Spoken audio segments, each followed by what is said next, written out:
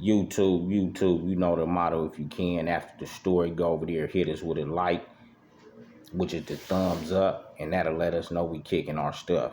Today you got 89 on up, homie, slash with on the edge with BJ APB, and he gonna hit us with the topic today. You can chime in whenever you ready, OG. All the time. Today's subject is about domestic violence. And the reason I chose today's subject to be about domestic violence because we're trying to hit a wide range of audiences and let everybody know that we're not just about talking about the gangster stuff all the time, but also being sympathetic towards the things that made us become gangsters in the first place. The domestic violence situation is like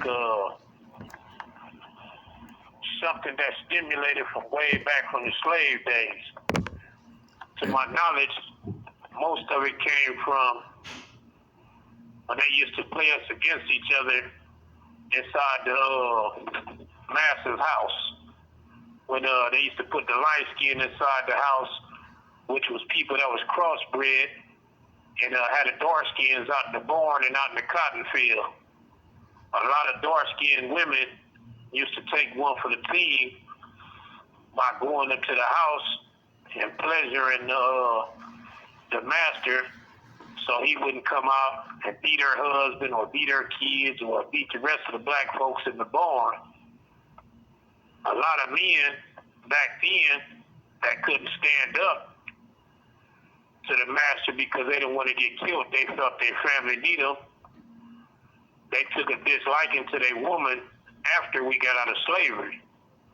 So after we got out of slavery, to keep themselves from being embarrassed, they started beating their women to install their dominance over their woman. Then you have to realize before that, when it came to the white man and all those that was living in the caves is like a hermit. You know, you see it in the cartoons and on TV where they used to club their woman over the head and drag her by the hair. I don't know if it's actually true, but you seen it a lot on cartoons and all that when we was growing up. So when we was growing up seeing this type of stuff happen, we used to think like, damn, you know, this is what we must do to our woman. You know, whenever our woman get out of line or say something that we didn't like, we was thinking, you know, like say for instance, your woman clown you in the public household in front of the kids and everybody. We used to feel like, okay, this is how you discipline your wife. You know, you take her and smack her around a little bit and leave it at that. You know what I mean? And most women accepted it. But by me growing up in an abusive household where domestic violence was a common thing, I learned from that because I was one of them kids. I took my mama's side, and I grew up in the household watching my pops beat my mama for any little thing. You know, most of the time we wasn't involved in the arguments, but the last time my pops put his hands on my mom's, it was kind of embarrassing because we had a house full of dudes that are now my homies. You know, back then we was all kids, but later on they grew up to become my homies. And we was in the house one night and playing Nintendo when Nintendo first came out. We was sitting there playing Super Mario. And we heard a noise in the bedroom. My mom tried to run out the bedroom. Pops tripped her and I'm talking about got on top of her and started socking in her face and stomach while we was watching. I jumped up, dope fainted him, and we got to squabbling. Of course, he beat a motherfucker down, but, you know, I defended my mom the best way I could. In the process of doing that, I went out and got my first gun and decided, you know, I was going to take action. I had it in mind that next time my pops hit moms, you know what I mean, especially in front of company, I was going to kill him. And unfortunately, it didn't come to that. You know, it didn't come to that. Pops quit hitting moms. He quit trying to beat me. He just left me alone, you know what I mean?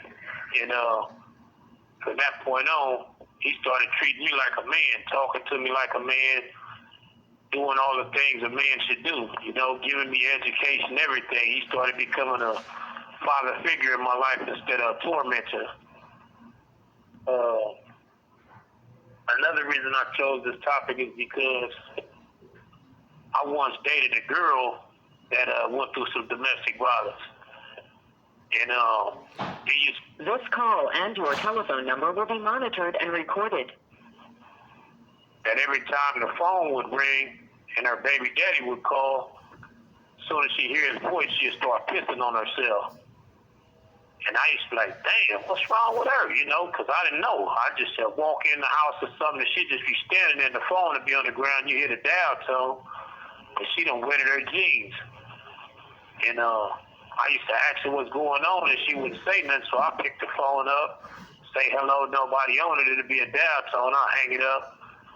I walk her upstairs and comfort her. I just comfort her, and she, you know, help her get in the shower and stuff like that, and wash her up and get in the bed, and I just hold her.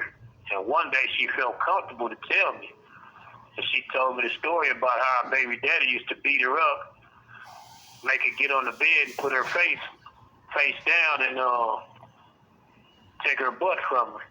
And right when he get ready to finish his deed, he'd take the pillow and put it over her face and suffocate her till he finished doing what he doing. He didn't want to look at her. From that point on, she started feeling lost in life to where anytime a man tried to get at her, she'd be scared that a man was going to beat her, so she'd just give in and do whatever a man wanted. By her messing with me, I gave her confidence back and showed her, you know, you don't have to be afraid in life. And this kind of fucked me up because sometimes I used to cry about it because I used to be like, damn, how could a person torment a person like that? You know? What you think about that? It's deep, homie, and that's why, you know, yo get down when we collab, it's called On the Edge with BJ. Because you never know where we might go, homie. And every conversation will put us all on the edge because we all are familiar with these topics. Like you said, homie, you know, these are things that we went through before we transition into who we are, the gangsters, the regular civilians, the civilians that's just regular soldiers, civilian. We all came from this, homie. And to go into back to, like you said, the slavery times and, you know, the dudes, you know, like I'm gonna say, this is just our personal analysis. You know, everybody will have an opinion, but this is what we sending right now, homie. And that shit stimulated over into you, like you said, and then we see it in the childhood, homie. And then when, you know, and all of us wanted to be the kid or the son that saved our parents from our mother or something from getting into it. If it wasn't with your father, it was the men that she dated, homie. You know what I'm saying? And that's what kind of made me like I'm gonna start turfing it.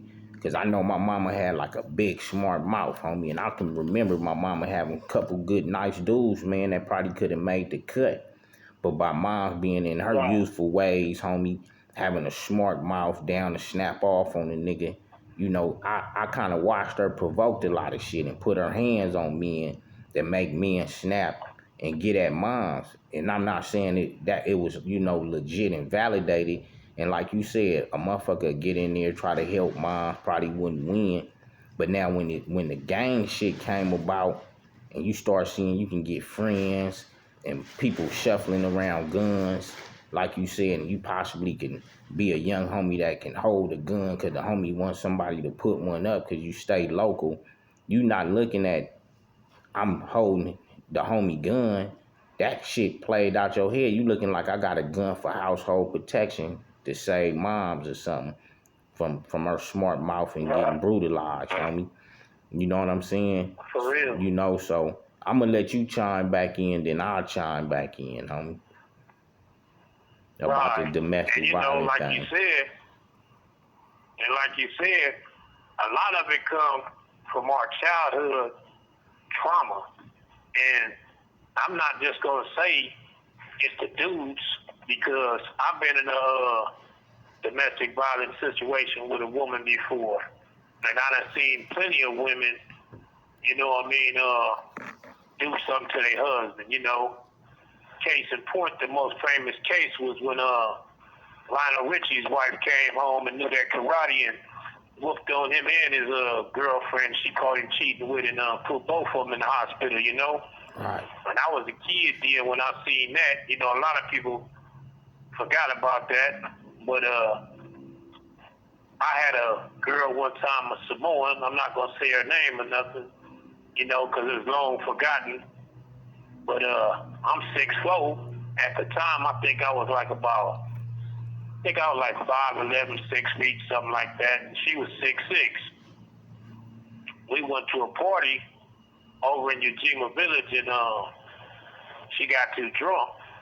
And when she got too drunk, she came out the party, and all the homies was in the alley shooting dice and stuff like that, and she pulled up on me. Tell me, let's bounce, you know, and she was aggressive with it. I tell her, you know, go and kick back because, you know, I'm doing something. I'm like, go and get in the car and just rest, you know what I mean? I'll be with you in a minute. She get mad and haul off and don't feed me and damn near knocked me out. I'm talking about straight put me to my knees. Everybody laughing and stuff. And as a kid, I thought the right thing to do was defend myself. Instead of me getting up and trying to hold her, I got up, homie, and I forgot who I was. I'm talking about I got on top of her and beat her like she was an enemigo. I'm talking about I got on top of her and they had to pull me up off of her, man. I forgot who I was or who she was. I thought she was a dude, you know? Right. And when I got pulled up off of her, once I realized what I did, I was like, damn, you know what I mean? And I paid the homies like to take it home.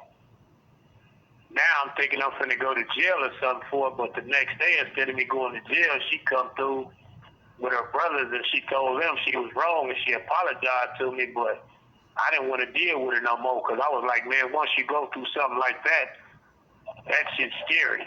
And it scared me to the point of I was for a long time, I wouldn't date no woman that was heavier than me or taller than me because I didn't want to be going through that. I didn't want nobody thinking, oh, he a little punk, I could just slap him around. You know, that's how my manhood got in the way, my pride. Right. And another situation, I had a homie that I used to kick it with every day, and me and his girlfriend one day was kicking it, and she was questioning me about something, and the way she did it, she questioned me like she knew something. I'm not knowing she fishing to find out where the homie had been, so I bite into the questionnaire.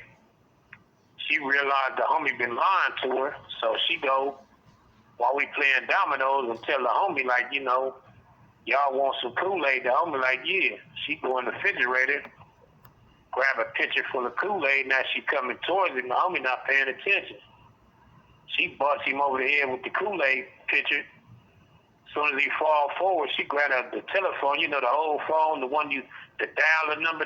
It goes, yeah. OG like rotary the one that type. had, not the the one that had the rotor thing on it. It didn't have no push button. Right. And, you know, that was all metal. She hit him with an uppercut, one of them, and the homie went down. He was on the ground, snooked at me like, you want some too, and walked past me and went in the room, closed the door. I started laughing because I was like, damn, she straight fucked the homie up. And I'm looking at him.